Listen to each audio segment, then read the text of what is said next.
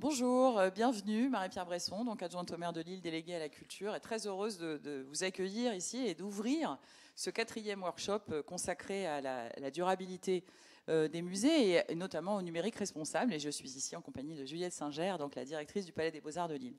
Donc je le disais, 4e atelier consacré à cette réflexion que mène le Palais des Beaux-Arts et dans lequel il est très inclus sur cette manière d'être un établissement culturel responsable. Nous avons signé ici au mois d'octobre dernier avec un grand nombre d'opérateurs culturels de la ville de Lille un manifeste pour une culture durable et partagée, et le Palais des Beaux-Arts est l'un des fleurons de cet engagement de la ville de Lille dans cette réflexion sur à la fois les questions de transition écologique, bien sûr, de responsabilité sociale et environnementale, et puis d'inclusion, puisque il va de soi que la question de la fréquentation des musées, du fait de côtoyer l'art, soit un élément très important. Le premier atelier questionnait justement la durabilité du musée, la manière dont il conçoit ses expositions, dont il les met en œuvre, et comment, en fait, il a cet engagement sur des questions écologiques particulièrement.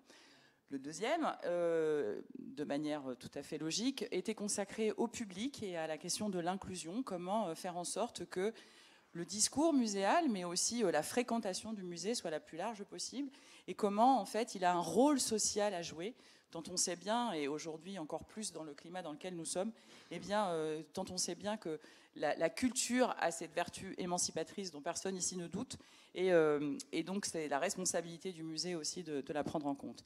Et puis un musée, c'est un espace de conservation. Qu'est-ce que nous conservons? Quel est le récit de ce que nous faisons, de ce que nous disons, des collections que nous avons? Et donc c'était l'objet du troisième atelier, qui était donc consacré aux collections et aux récits à partir desquels nous travaillons. Et puis, eh bien, voilà, nous avons traversé en tout début de mandat la crise sanitaire qui nous a contraints à numériser un grand nombre de nos activités, à être très dépendants d'ailleurs du numérique. Et de manière assez paradoxale, peut-être le pensez-vous, eh bien, nous avons décidé de consacrer ce quatrième atelier précisément à la question du numérique. Qu'est-ce que c'est qu'un musée qui s'engage dans une démarche de numérique? Et cette réflexion, elle a eu lieu d'abord avec une série d'expositions qui se sont intitulées Expérience. Expérience Goya, en ce moment Expérience Raphaël. Quel est le rôle du numérique? Quel est le rôle dans la transmission? Comment faisons-nous? Quel est l'outil que nous utilisons? Et puis bien sûr, se posent là aussi les questions de la question énergétique, etc. Donc c'est tout ce champ de réflexion qui sera ouvert aujourd'hui avec ce workshop. Et donc pour pousser la logique jusqu'au bout, nous avons décidé qu'il serait disponible en version exclusivement numérique. Voilà, donc c'est un grand plaisir pour moi de vous accueillir pour cette journée d'exploration sur ce numérique responsable à l'intérieur des musées. Et c'est Juliette Singer qui va vous en dire un peu plus. Merci beaucoup Marie-Pierre. Effectivement, donc moi je suis Juliette Singer, je suis la nouvelle directrice du Palais des Beaux-Arts et du Musée de l'Hospice-Comtesse à Lille. Donc il me tenait vraiment à cœur de poursuivre vraiment ce cycle de workshop qui pour moi est fondamental. C'est un lieu de réflexion, un lieu qui est devenu vraiment un rendez-vous auquel beaucoup de personnes sont présentes, et je sais que là vous avez répondu très très nombreux en ligne, donc je vous salue. Et vraiment je salue l'immense travail réalisé par les équipes du Palais des Beaux-Arts, parce que c'est un vrai challenge, et vraiment Amandine Janson et Clara Licht ont fait un travail extraordinaire, donc je tiens à les saluer, ainsi que toutes les autres équipes qui ont contribué à cette réussite. Mais c'est vrai que réunir sur une journée autant de spécialistes, de penseurs, organiser des ateliers constructifs qui permettent finalement un petit peu d'aborder l'ensemble du spectre de questions suscitées par ces questions d'actualité. Donc on est vraiment aussi dans la prospective, l'expérimentation, le retour sur expérience. Justement, le numérique, il ne faut ni le diaboliser, ni tout espérer de lui. Et je pense qu'une journée comme ça est vraiment enrichit considérablement effectivement la force d'un musée, puisqu'elle l'ancre toujours dans les réflexions actuelles. Voilà. Donc je voudrais aussi saluer notre grand témoin, que je remercie vivement d'avoir accepté de nous rejoindre. C'est Bella Lotto-Ifleur, qui est donc la fondatrice de Point de Mire. Elle va tout de suite prendre la parole. Et puis, spoiler, j'espère que l'année prochaine, je vous retrouverai. Donc, comme ce ne sera plus sur la thématique du numérique, peut-être en présentiel, pourquoi pas autour d'un sujet qui me tient à cœur, qui est autour des enfants, la durabilité des enfants. Donc, voilà. Ça n'est pas la dernière étape de nos réflexions. En tout cas, voilà, je cède la parole à Bella Lotto-Ifleur et je vous souhaite une très belle journée de workshop numéro 4 au Palais des Beaux-Arts.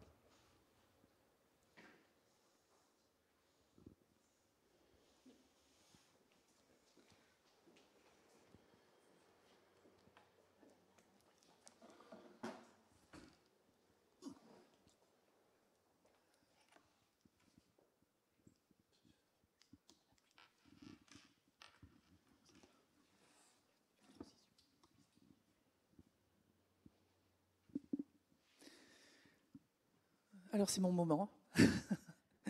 Merci beaucoup, bonjour à tous, bonjour à toutes. Alors je tiens évidemment à remercier de cette invitation toute l'équipe qui a effectivement apparemment travaillé magnifiquement pour organiser cette journée. Je suis très honorée, mais je dirais que je suis plutôt touchée dans la mesure où effectivement ça me rend importante pendant 3 quarts d'heure. Et par le même biais, ça me donne quand même une lourde responsabilité de jeter quelques mots sur ce sujet-là, voilà, et pour ouvrir cette journée.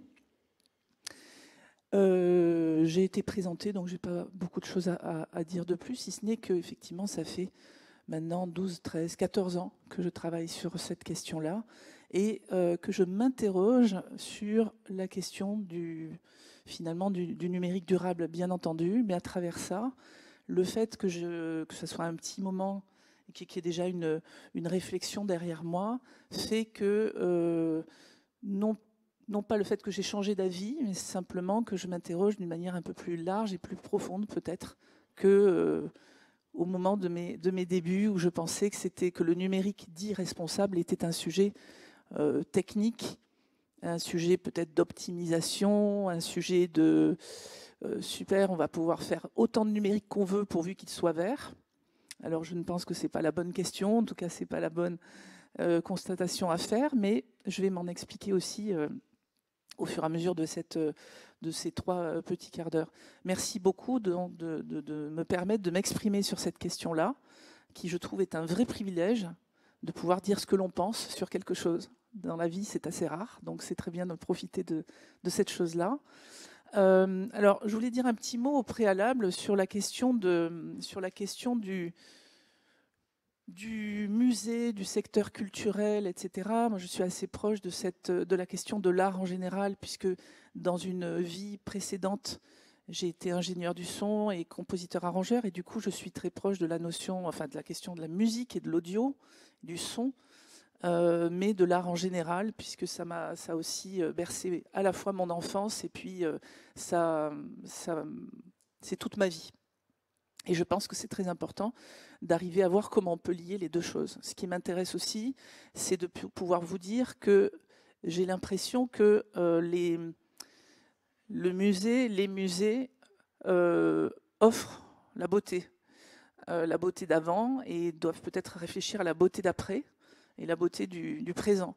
Et ce qui est important, c'est que du coup, à partir du moment où on propose, on offre, on est une institution et un lieu où l'on propose de la beauté du monde, on ne peut pas se permettre de ne pas voir ce que pourrait représenter comme non-beauté, comme non-beauté, ou comme quelque chose de plutôt délétère, un outil qu'on aimerait utiliser sans réfléchir à ce qu'il implique à tout niveau. Donc je suis un peu là pour aussi préparer les esprits et puis confirmer des choses que vous savez déjà aussi pour certains et certaines d'entre vous. J'ai relevé, alors je vais m'appuyer sur quelques diapos. C'est pas du tout pour vous assommer de l'éternel diaporama du vendredi. Je trouve ça un peu corporate et c'est pas forcément du tout adapté au lieu qui propose plutôt des magnifiques tableaux. Donc mes petites slides sont vraiment misérables. Mais au-delà de ça, il y a des messages importants. Pourquoi je pense que le secteur culturel peut être concerné? C'est un peu une question qu'on m'a posée au préalable. Et je vous ai dit déjà quelques petits mots juste précédemment. Ce que je voudrais dire, c'est qu'on est effectivement dans un moment de bascule où effectivement il faut absolument se poser la question de la cohérence, tout en étant dans l'accélération ultime et dans toutes les contraintes qu'on a autour de nous. J'ai fait du tri, je suis en train de déménager, je vous explique. J'ai fait du tri et j'ai retrouvé 2-3 dissertations de quand j'étais plus jeune, quand j'avais donc l'âge de passer le bac. Et j'ai vu une dissertation qui m'a intéressée, qui était le lendemain de ma discussion avec Lara Licht. Et c'était « Les musées peuvent-ils nous faire comprendre l'histoire ?» Je me suis dit « Waouh, est-ce que j'ai réussi à faire cette disserte ?» Je ne sais pas, à l'âge que j'avais. Et en fait, ce qui est intéressant, c'est que je me suis dit que alors déjà, les musées ou le secteur culturel, moi j'aurais tendance à parler de l'art en général pour voilà, ouvrir plus les chakras, peut-être élargir le champ de notre réflexion. Et du coup, effectivement, j'aurais tendance à dire qu'effectivement, oui, l'art est là pour nous interroger, effectivement, alors les musées en l'occurrence, sur le passé, mais beaucoup sur le présent et surtout ce que l'on veut faire, comprendre le présent et voir comment on peut agir sur ce fameux présent pour pas que les choses soient toujours imposées, nous soient imposées. Ce qui a été quand même le cas du numérique pendant des décennies. Et donc, il est plus que jamais temps de réfléchir à cette question, au-delà même de la question de la durabilité, je le crois.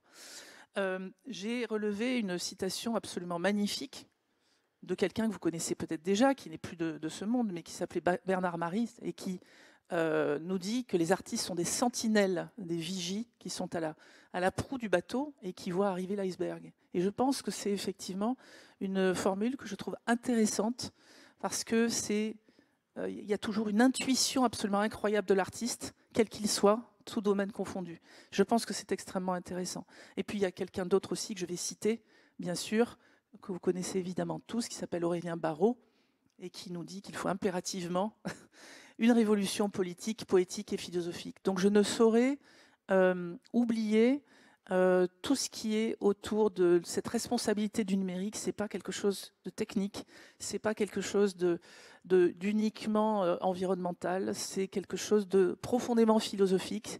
C'est une réflexion sur le sens des choses et les sens de ce que l'on veut vivre. Alors, la terminologie m'intéresse beaucoup depuis longtemps et encore plus en ce moment, puisque je suis en train de finir un ouvrage sur cette question-là, sur un lexique très, très subjectif. Et effectivement, là, je vous ai mis les éternels, enfin un éternel nuage de mots, juste pour vous dire qu'effectivement, il y a plein d'expressions qui tournent autour de cette question-là. Je crois comprendre qu'ici, on parle plutôt de numérique responsable. Par ailleurs, on peut parler de sobriété numérique, on peut parler de plein de choses. Ce que j'aime dans la notion de responsabilité, ou de numérique responsable, c'est qu'effectivement, ça englobe bien plus de choses que la question environnementale pure. Et ça, c'est bien important. J'aimais bien une expression aussi que j'avais piquée chez Bach, le grand musicien et compositeur, qui était un numérique bien tempéré, pour faire allusion au clavier bien tempéré. Mais j'ai trouvé au fil du temps que cette expression ne suffisait pas, elle était un petit peu trop gentille. Voilà. Ce que j'aime aussi, c'est rajouter un certain nombre de mots qu'on ne connaît pas forcément, que moi j'ai forgé le Red IT pour faire un peu le pendant de ce qu'on a appelé le Green IT, puisque le Green IT nous a permis de penser, il y a quelques années, qu'on pouvait finalement faire autant de numérique que l'on voulait, pourvu qu'il soit vert. Or, la question du numérique responsable, c'est pas ça du tout. C'est, oui, faire du numérique durable, autant faire se peut, c'est-à-dire faire le maximum pour arriver à ça. Mais en revanche, la notion de réfléchir sur son bien fondé est bien présente. Et je pense que c'est extrêmement important de le souligner et d'insister sur cette question-là. Et je crois qu'on est au bon endroit pour se poser cette question. Donc j'ai effectivement parlé de Red IT. Pourquoi ? Pour parler de la face particulièrement cachée et invisibilisée du numérique délétère, du numérique non humain, c'est-à-dire non humain au sens inhumain plutôt, qui fait allusion à toutes les personnes qui sont derrière les écrans et qui ont permis effectivement de fabriquer nos différentes terminaux, devices, nos différents services, et puis qui prennent en charge nos déchets en fin de vie. Donc c'est important de souligner qu'il y a toute une face cachée assez terrible à laquelle je vais faire allusion. La dématérialisation, la dénumérisation, c'est pour moi pas un gros mot, bien qu'effectivement vous ayez été obligé de faire toute une démarche de dématérialisation, qui est un terme d'ailleurs impropre, mais on va quand même l'utiliser parce que ça se fait. Parfois c'est par obligation, par nécessité. Vous avez évoqué tout à l'heure la question de la période sanitaire qui a obligé à dénumériser beaucoup de choses. Mais voilà. Donc ça, puis ensuite il y a effectivement des mots que j'aime bien, ou en tout cas une expression qui est reprise, qui vient directement de la notion de business as usual. Et donc je me suis dit qu'on pouvait aussi dire que le numérique responsable, c'était aussi ne plus faire de l'IT as usual. Désolé pour le fait que ce soit en anglais, mais c'est effectivement des expressions qu'on connaît bien quand on travaille sur la RSE, etc. Voilà. Et puis, il y a cette notion de responsabilité numérique des entreprises, qui est une notion un peu moins connue, mais qui a été forgée et conceptualisée par le biais de France Stratégie, enfin, au sein de France Stratégie, par le biais de la plateforme RSE à laquelle j'avais aussi participé. Alors, par rapport aux mots, je vais juste vous dire quels sont les mots qui me semblent non adéquats, à savoir, par exemple, quand on parle d'impact environnementaux du numérique, je pense que le mot impact est impropre. D'abord, c'est plutôt un anglicisme, mais au-delà de ça, l'impact, on devrait finalement le changer au profit du terme coût. Pourquoi ? On devrait plutôt parler des coûts environnementaux et humains du numérique, parce que quand on parle de coûts, on a bien l'impression derrière qu'il y a automatiquement un prix à payer. Alors que quand on parle d'impact, la question n'est pas forcément posée. On a l'impression qu'il y a un truc qui s'est passé, mais on ne sait pas forcément ce qu'on en fait. Donc, à impact, je remplacerai impact par coût, un prix à payer. Et on va voir lesquels. On parle très souvent aussi de risque, et ça fera plaisir beaucoup aux économistes, notamment ceux qui sont aussi bien pensants. On parle aussi très souvent d'externalités négatives. Ça fait pas trop mal de dire ça, externalité négative, c'est plutôt marrant. Ça fait, voilà. Mais en fait, on devrait changer au profit de violation des droits. Parce que c'est ça que ça veut dire la plupart du temps. Une externalité négative, c'est ne pas penser et c'est invisibiliser les vrais effets. On en reparlera.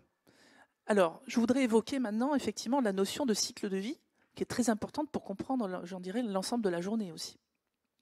Le cycle de vie qui est composé d'un certain nombre d'étapes et qui, pour simplifier, sont au nombre de, là, vous avez sous les yeux, au nombre de 4, on pourrait dire au nombre de 3 même, puisqu'on a enlevé la distribution qui est relativement mineure par rapport à l'ensemble du cycle de vie. Ça ne veut pas dire qu'il n'y a pas des impacts à ce stade-là, bien entendu. Mais en revanche, ce que je dirais, c'est qu'extraction-fabrication, c'est presque une seule et même étape, bicéphale finalement. Et cette étape-là est extrêmement importante. Pourquoi ? Parce que c'est là que vont se passer la plupart des coûts environnementaux et humains du numérique. Donc le voyage, en général, commence ici, dans tous les esprits, parmi les, je dirais souvent les experts qui parlent de coûts environnementaux et du numérique, mais on oublie que en fait, c'est plutôt là que ça devrait se passer. C'est-à-dire qu'on devrait tout autant voir ce qu'il y a derrière ces petites sphères et ces petits ronds. C'est-à-dire que derrière l'extraction, il n'y a pas que derrière le mot extraction, il y a tout un monde. Derrière le mot fabrication, il y a tout un monde, notamment un monde de taylorisme. Derrière l'usage et l'utilisation qu'on fait des outils numériques, il y a effectivement les travailleurs du clic. Et derrière la fin de vie, il y a effectivement les cimetières, les décharges et les salvagers, c'est-à-dire les récupérateurs qui font le sale boulot à un prix humain absolument colossal. Donc, je me propose de vous indiquer un petit peu ce qui se passe aux différentes étapes. C'est pas du tout... la question n'est pas de tout dire en même temps, mais simplement, je vais vous montrer je vais illustrer quelques images pour que ça soit d'abord plus agréable pour vous, d'une part, et d'autre part, vous faire quelques commentaires par rapport à ça. Ce qui est important, au-delà de la notion de cycle de vie à laquelle je vais revenir tout de suite après, ce qui est très important, c'est de vraiment avoir en tête que le climat ne doit pas cacher la forêt. Autrement dit, si vous évoquez systématiquement et uniquement la notion de décarbonation, et si vous vous intéressez que à la question climatique, vous êtes complètement hors sujet. Alors, je ne devrais pas le dire comme ça, parce que je vous fais crédit de tout ce que vous pouvez penser, bien évidemment, mais il est important de se dire que vous verrez peut-être qu'une seule partie de la lorgnette, finalement. C'est-à-dire que ce sera très réducteur. Donc, c'est extrêmement important de se dire que, oui, la question climatique, évidemment, et là, je ne suis pas climato-sceptique quand je dis ça, évidemment, c'est important, mais ce n'est absolument pas l'essentiel de tout ce qu'il faut que l'on regarde avec attention. Puisque la question est systémique, elle est vraiment extrêmement large et beaucoup plus profonde que ça. Et puis il ne faut pas oublier le sens des choses. Quand on parle de décarbonation, c'est quand même pas un rêve formidable. Hein. Quand on me dit moi je rêve d'électrifier le monde ou je rêve de décarboner le monde, moi ça ne me fait pas du tout rêver, mais alors pas un seul instant. Ce qui me fait rêver, c'est de me dire que le vivant va rester vivant et qu'on va pouvoir encore discuter entre nous. Voilà, des choses importantes de la vie et qu'on va pouvoir justement voir la beauté du monde à travers ce que vous pouvez vous proposer dans votre cas. Donc du coup, effectivement, on a plein de choses. Et quand on parle de numérique, environnementalement parlant, là je vais faire une exception, c'est ne pas parler de l'humain pour le moment, je vous en parlerai juste après si j'en ai le temps, j'espère, c'est qu'on doit se focaliser sur la question de l'extractivisme, sur la question de l'extraction minière. Et donc on va bien pouvoir parler, il faut évoquer absolument la réalité minière du numérique. Le numérique, on n'en a pas si on n'a pas la géologie avec nous, si on n'a pas effectivement les minerais. Alors vous avez peut-être entendu parler des minerais de sang, des minerais de conflit. Alors ils ne sont pas tous de sang ni de conflit, mais beaucoup d'entre eux. Et effectivement, on a surtout besoin de faire appel à des ressources géologiques qui viennent de très loin et qui ont eu besoin de milliers d'années pour pouvoir se présenter à nous. Et donc, on a besoin de ça et on a besoin d'énergie. Alors souvent, on met l'accent sur la question énergétique. C'est important de s'y pencher, bien évidemment.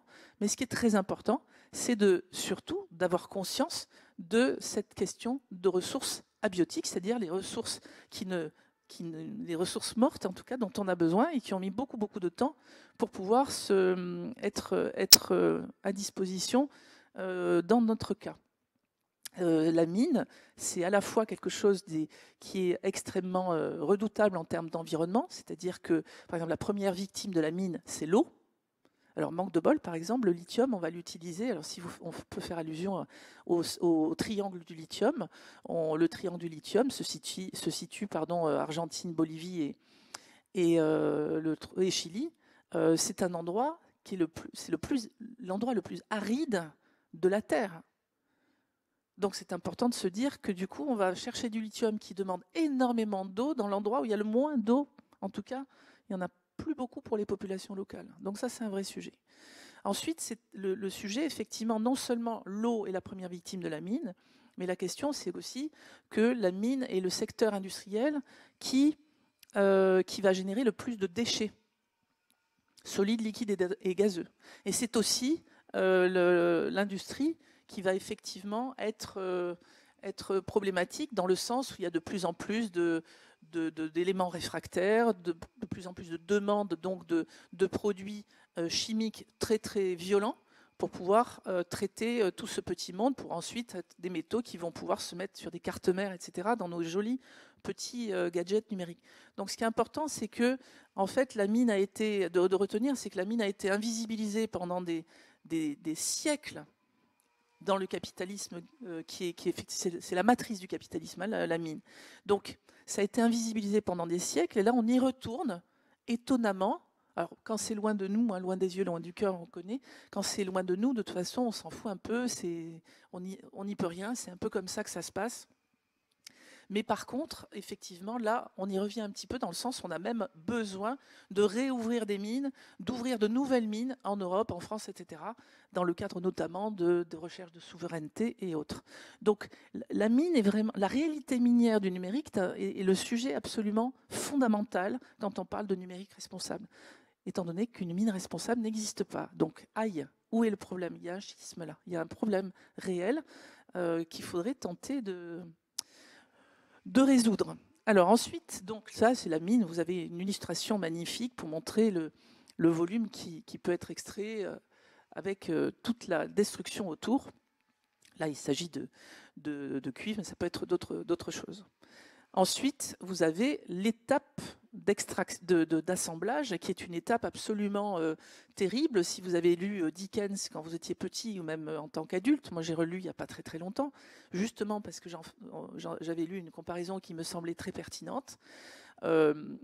On voit la misère qu'on peut découvrir au sein des ateliers électroniques du monde, et on peut voir aussi qu'il y a énormément de sujets, notamment environnementaux. Par exemple, savez-vous que la Silicon Valley est l'endroit le plus pollué des États-Unis?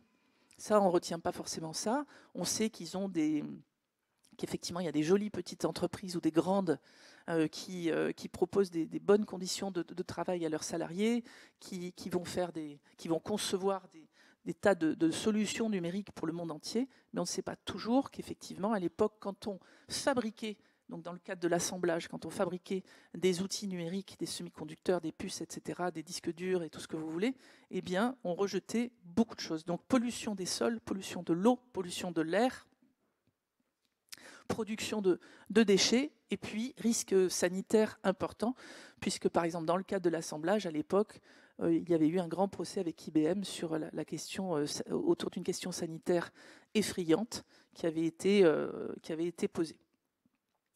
On est proche à ce stade-là sur la question des ateliers électroniques du monde, les grandes entreprises, hein. Foxconn, par exemple, c'est plus d'1,3 million personnes dans le monde, donc c'est absolument colossal. Et c'est effectivement du taylorisme, je vous rappelle, je crois que c'est 1911, le concept de taylorisme, on est en 2025.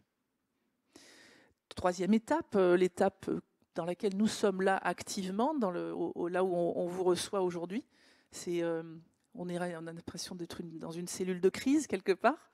Avec merci beaucoup d'ailleurs aux techniciens qui s'occupent de tout ça, au passage.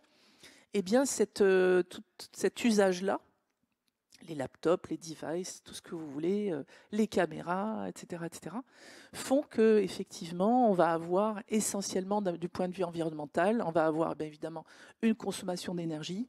On va donc émettre des gaz à effet de serre, bien entendu. Donc, l'indicateur climat est important, mais aussi, effectivement, on va avoir un certain nombre d'effets qui sont au-delà de l'environnemental, bien entendu.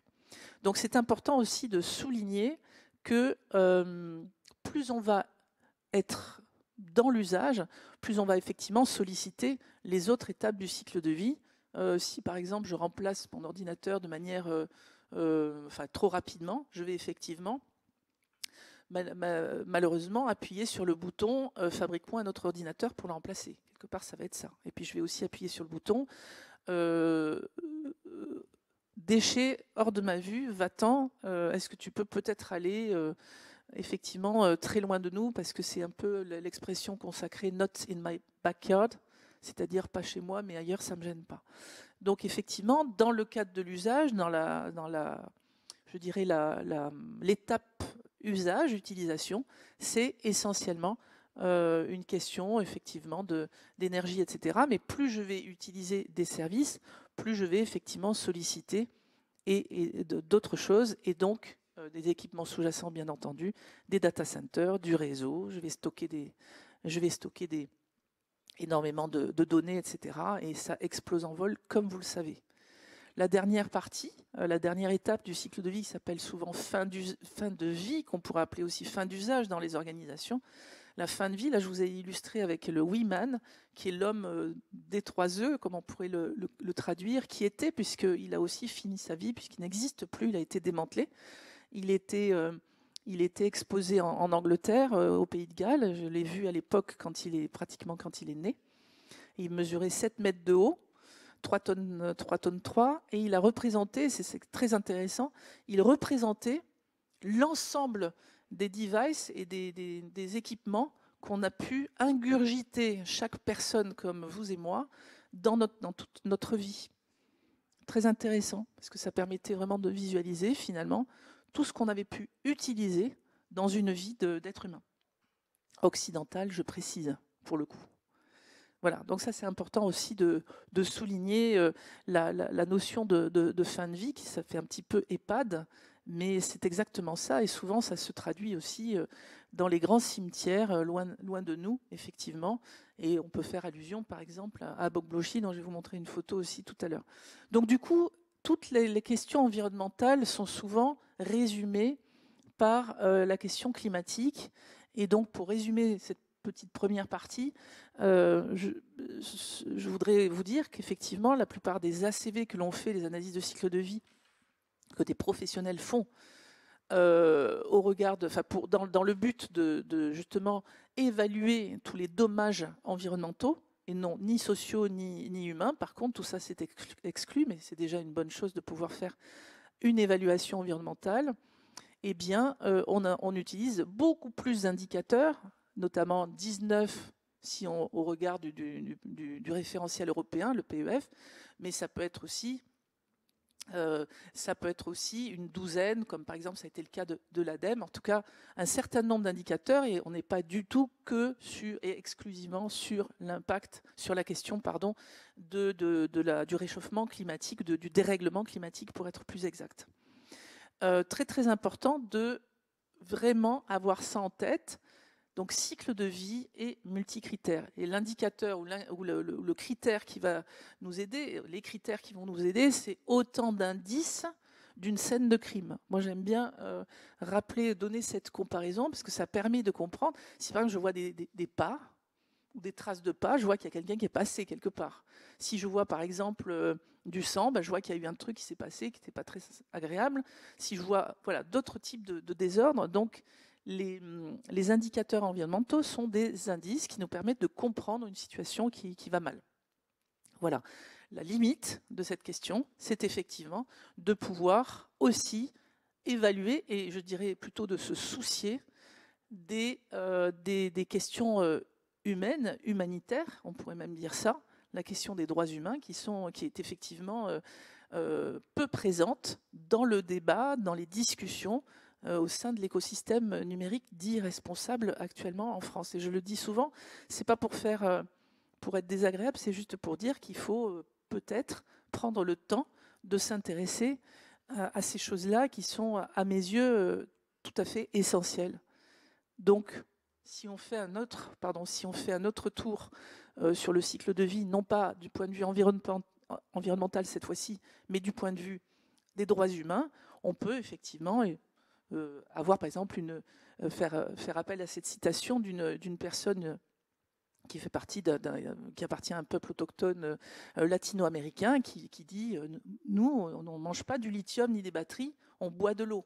Donc c'est important de se dire que les personnes qui sont justement dans le triangle du lithium ou autres ne sont pas du tout intéressées par la question de l'électrification des véhicules.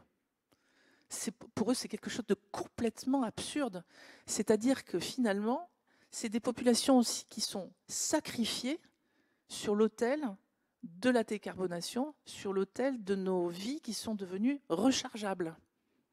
Quand on cherche à électrifier le parc automobile, etc., bien entendu, on en connaît la raison, c'est pour décarboner, c'est pour avoir une solution, parce qu'on ne sait pas comment faire, on ne peut pas rester sur un état fossile, c'est une évidence.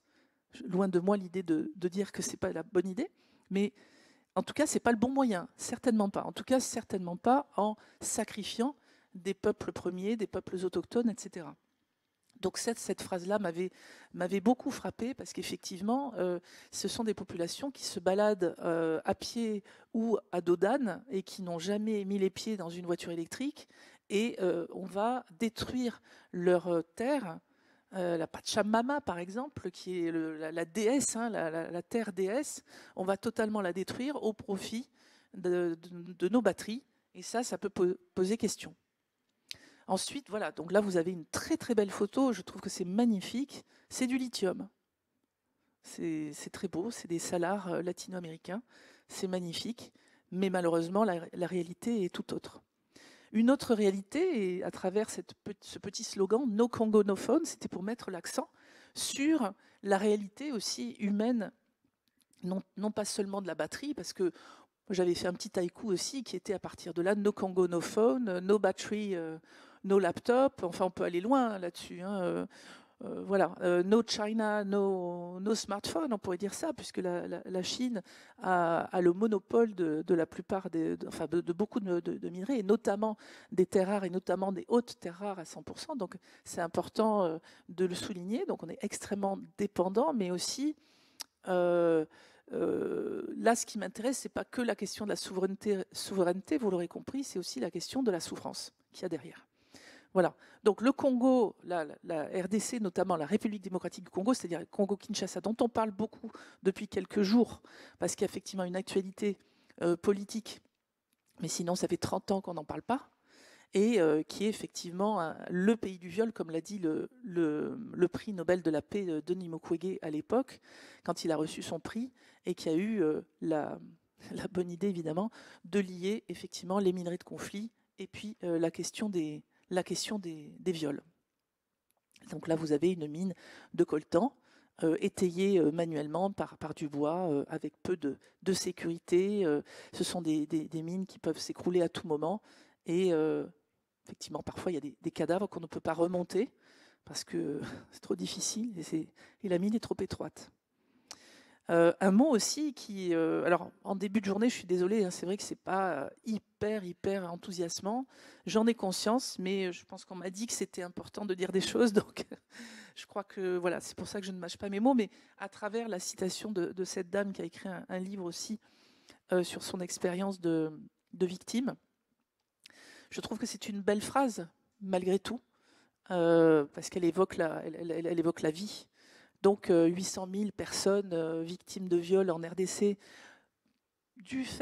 en grande partie du fait de cette question des minerais, ça fait quand même réfléchir. Je pense que ça vous fait réfléchir également. Autre chose, on parle très souvent puisque j'ai parlé de la réalité minière du numérique, on parle aussi beaucoup de mines responsables. Ça nous arrange bien parce qu'on se dit, là on est coincé, on est obligé d'utiliser des mines et ça va être vraiment c'est absolument inéluctable, etc. C'est vrai, mais ce qui nous arrange, c'est de dire qu'on peut effectivement avoir des mines responsables. Il n'en est malheureusement rien. Et là, vous voyez cette citation aussi que je me suis permis de mettre à l'écran. C'est complètement fantasmatique et c'est malheureusement quelque chose qui n'est pas juste. Quand on l'évoque, alors il y a des grosses entreprises qui évidemment évoquent leur mine de cobalt responsable, par exemple, faisant allusion à une mine du nord du Maroc. Ce n'est absolument pas le cas et c'est vraiment ce qu'on peut appeler du greenwashing. Et ça, c'est important aussi de se méfier. Et j'espère d'ailleurs, et j'en suis presque sûre, que la journée que vous allez passer ensemble à écouter des tas de gens bien, et qui ont beaucoup de choses à dire très intéressantes, cette journée va vous permettre aussi d'avoir un sens critique. Et je pense que à la fois l'art montre la beauté, mais aussi nous permet d'avoir un sens critique absolument incroyable. Et c'est ça la magie aussi, à mon avis, de l'art et de la culture. C'est pouvoir être soi-même dans un monde qui nous propose plein de choses et qui nous fait oublier qu'on a parfois un cœur et un cerveau et une âme éventuellement. Ça, c'est la fameuse mine responsable du nord du Maroc. Étape, j'en ai plus que 2, j'espère que je suis dans les temps. Une étape de l'assemblage dont j'avais parlé, qui effectivement est très demandeuse en beaucoup de choses, et notamment en eau aussi, du point de vue environnemental. Là, du point de vue humain, je l'ai déjà évoqué un petit peu, c'est relativement catastrophique. C'est même pas relativement, c'est catastrophique. Et cette phrase, je l'ai sortie du contexte de Foxconn, devant sur la façade, enfin jusqu'à présent, peut-être qu'elle n'y est plus, mais jusqu'à présent, sur la façade de Foxconn et à l'intérieur de l'usine, était affiché ce slogan incroyable, croissance, ton nom et souffrance. Forgé par le PDG de l'époque, Terry Gou, et qui lui-même a aussi dit quelque chose d'assez atroce. Donc là, vous voyez d'ailleurs on dirait une espèce de poulailler de loin finalement. En fait, c'est un des sites de Foxconn qui est à Shenzhen et où il y a 150 000 personnes qui travaillent. Et ce même monsieur, donc Thierry Gou, l'ancien PDG de Foxconn, avait aussi comparé, comme un autre dirigeant récemment d'ailleurs, ça vous parlera sans doute, avait comparé ses salariés, ses employés, ses ouvriers et ouvrières à des animaux qui lui donnaient mal à la tête. Donc c'est effectivement un résumé qui qui parle très fort, et je pense qu'il restera aussi dans vos têtes à vous, c'est ce monsieur-là. Dernière étape, l'avant-dernière étape, je me suis trompée tout à l'heure, il y en avait deux, c'est l'étape effectivement de l'utilisation. Quand nous sommes en train d'utiliser, alors là par exemple certains sont peut-être sur des réseaux sociaux, sont derrière leur ordi ou leur smartphone pour pouvoir regarder cette visio, et c'est tant mieux, on en est ravis, j'espère que vous êtes nombreux et nombreuses derrière. Mais effectivement, il y a beaucoup de gens aussi qui sont sur leurs réseaux sociaux et qui vont donc faire des petits commentaires là-dessus, etc., etc. Et nous sommes très nombreux et nombreuses à être sur des réseaux sociaux tous les jours, au quotidien. Et en fait, derrière, effectivement, alors c'est pas du tout un scoop, je sais que vous le savez, mais ce qui est important, c'est toujours d'avoir cette conscience que derrière, comme le dit Kazili, qui est quelqu'un qui travaille sur la question des travailleurs du clic, savoir que derrière chaque col blanc se cachent 10 millions de cols bleus. Je pense que c'est extrêmement intéressant, et notamment quand on parle d'IA, d'intelligence artificielle, effectivement, vous n'êtes pas sans savoir que effectivement, il y a beaucoup de petites mains qui sont blotties dans l'ombre, tapis dans l'ombre, blottis peut-être pas, mais tapis dans l'ombre, pour pouvoir justement permettre que tout se passe bien à notre niveau en tant qu'utilisateur, et sont là pour faire des micro-tâches, comme le dit Kazili. Donc il parle de micro-tâcherons.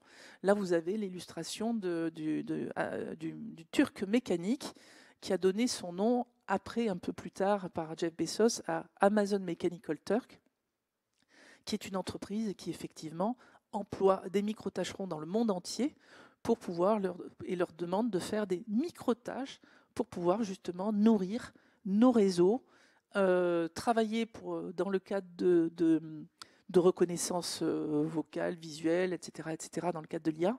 Et puis, précisément aussi, ça inclut également la question de la modération de contenu, qui est quelque chose qui est extrêmement douloureux à découvrir, car les personnes qui y travaillent sont ce qu'on peut appeler, d'après Sarah T. Roberts, qui est une autrice que je vous invite à lire, Behind the Screen, derrière les écrans, elle parle des mangeurs de péchés. Alors, pas les arbres fruitiers, mais elle parle des micro-tâcherons, des travailleurs du clic qui mangent les péchés du monde, dans le sens qui font en sorte que nos réseaux sociaux soient suffisamment propres, en tout cas relativement corrects pour pouvoir les utiliser. Donc on n'est pas des horreurs absolues que eux sont censés trier et supprimer. Donc les horreurs de la guerre, les horreurs humaines, les cruautés, etc. Donc là, vous voyez un petit peu le fait que Jeff Bezos ait utilisé le terme du Turc mécanique, et je ne vous explique pas l'histoire parce que je crois que j'en ai pas le temps, mais renseignez-vous sur ça parce que c'est assez intéressant. Donc vous voyez que quelqu'un était caché dans la machine, donc c'était une escroquerie, j'arriverai pas à le dire, mais c'était quelque chose qui a fait un peu le tour des foires à l'époque. Et donc on est un petit peu là-dessus, et quelqu'un comme Kate Crawford parle de l'IA Potemkin aussi, une espèce de façade sans fond. Donc voilà, ça c'est des pistes de réflexion aussi pour tous, pour nous et pour vous, pour voir aussi, pour essayer d'imaginer quel numérique on souhaite avoir.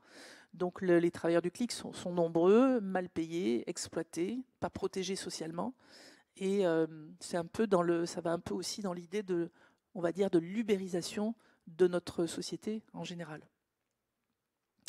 Dernière étape.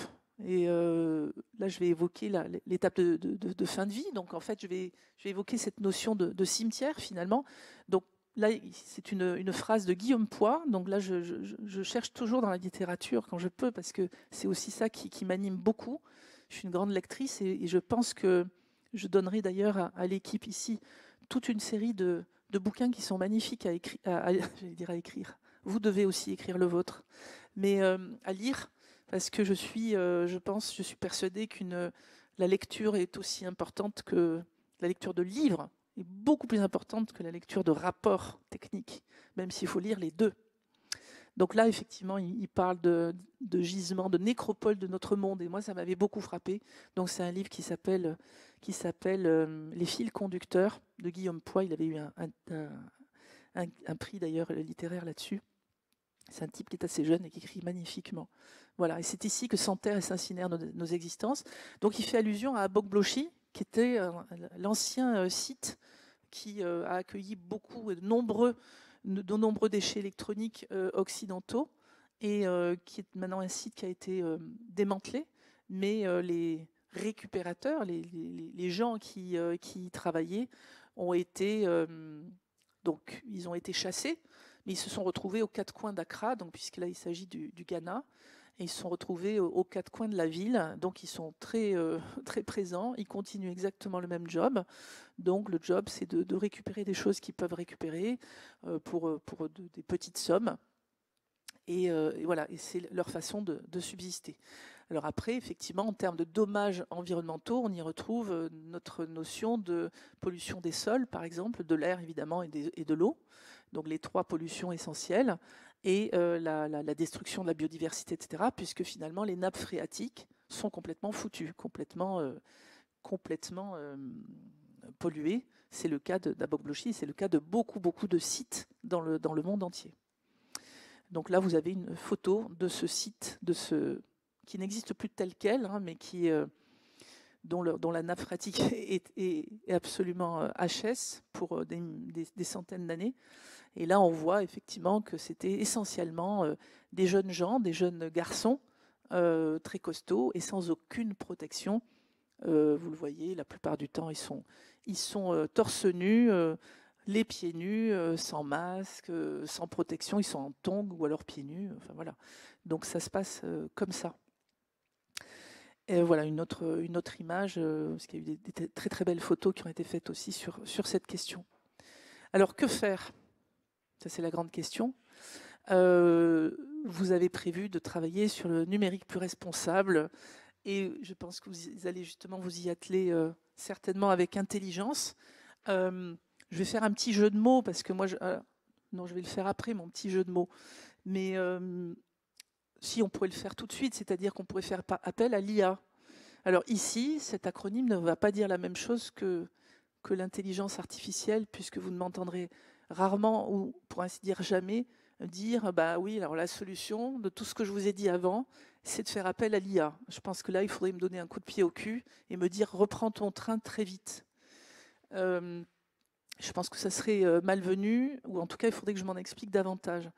Là, faire appel à l'IA, c'est quelque chose que j'ai piqué parce que je l'ai vu passer dans une publication de la NEF, qui est une institution financière que je trouve très responsable pour le coup, et qui est peut-être la seule en la matière, et qui parle d'intelligence artistique. Donc elle met en avant l'IA en parlant d'intelligence artistique, et je pensais que ça pouvait peut-être vous plaire de vous emparer aussi de cet acronyme avec cette signification différente.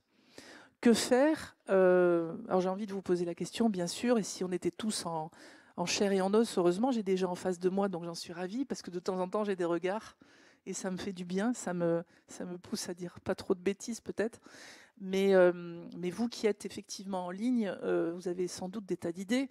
Moi, j'en ai deux à proposer qui sont pas du tout dans l'idée des bonnes pratiques ou des éco-gestes. J'ai beaucoup écrit sur ces questions-là depuis 12 ans, dans le cadre de l'ADEME, par exemple, enfin, dans le cadre de 2 bouquins de l'ADEME. Voilà, moi, pour moi, cette époque, elle est un peu finie, mais c'est à titre personnel, parce que j'ai grandi et j'ai vieilli depuis. Donc, elle est un petit peu derrière moi. Mes deux perspectives, ou en tout cas l'idée que j'ai pour répondre à la question que faire, c'est je pense qu'il faut impérativement ralentir. C'est pas du tout trendy. Il faut absolument ralentir. Faire, de mon point de vue, faire un numérique plus responsable, un numérique responsable, c'est éminemment faire moins. C'est pas du tout faire autant de numérique, mais le verdir, parce que ça voudrait dire qu'on veut le beurre et l'argent du beurre. Et moi, je pense que ce serait une mauvaise décision à prendre, mais ça n'engage que moi. Donc je pense que faire un numérique responsable, c'est faire moins de numérique. C'est avant tout sortir de l'idée que le numérique responsable est une question technique, comme je l'ai dit au début, c'est une question philosophique, c'est une question de choix, c'est une question éminemment politique. Politique au sens très noble du terme, c'est-à-dire qu'est-ce que je veux faire, qu'est-ce que je choisis de faire. Est-ce qu'un jour dans votre vie, je crois connaître la réponse, mais est-ce qu'un jour dans votre vie, on vous a demandé quel serait, de quel numérique voudrais-tu rêver? Aurais-tu pu rêver? Moi, on ne me l'a jamais posé cette question. Alors je me la suis posée moi-même, parce que du coup, c'est plus facile. Mais je ne pense pas qu'on vous l'ait posée une fois. On nous a rarement, de la même façon, on nous a rarement interrogés, sollicités, pour par exemple parler de la 5G en amont. Alors je sais que Lille l'a fait, mais en aval, parce que j'en suis témoin, puisque j'avais participé à une réunion, je me souviens, dans le cadre de la municipalité, mais c'est il y a longtemps. Donc on ne nous a jamais demandé, quand il y a des grandes décisions à prendre, ou quand il y a des grands phénomènes ou processus, des nouvelles solutions, des innovations technologiques et numériques, on ne nous demande jamais qu'est-ce que tu en penses? Qu'est-ce que vous, les citoyens, en pensez? Et c'est bien, dans le meilleur des cas, on nous pose la question, très rarement, mais on peut nous la poser, mais ça ne suffit pas de nous la poser, il faut tenir compte aussi de ce que l'on pense. Donc tenir compte aussi de certains résultats de vote, d'élections, de choses comme ça. Alors il y a plein de villes, ce qui est très réjouissant, c'est qu'il y a plein de villes qui font plein de choses, notamment des commissions citoyennes, comme on l'a fait pour le climat par exemple, mais en étant effectivement proche des gens et en tenant compte de ce que les gens ont pu imaginer pour leur propre vie, pour leur vie de citoyen urbain ou vie de citoyen dans les régions, etc., etc. Donc c'est important d'être à l'écoute et de se dire je peux choisir, j'ai le droit de choisir et je ne suis pas en train systématiquement de subir les choses. Et là, je n'ai même pas parlé de la question sanitaire. La problématique sanitaire liée au numérique est très importante.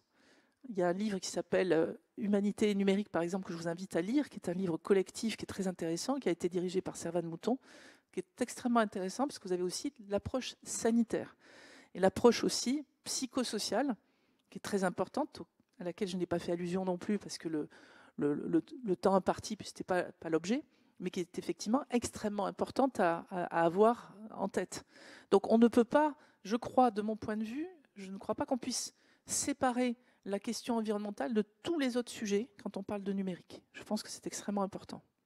Puis j'ai éventuellement une autre suggestion à faire, mais qui est effectivement particulièrement radicale. Donc là, comme je suis une personne libre, en tout cas à mon âge, j'ai réussi depuis peu de temps à être une personne libre.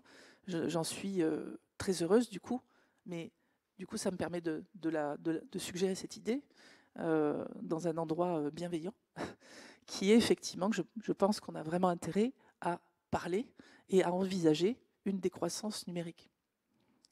C'est pour ça que je parlais aussi du fameux moins, car la décroissance numérique va avec cette réflexion sur la société en général.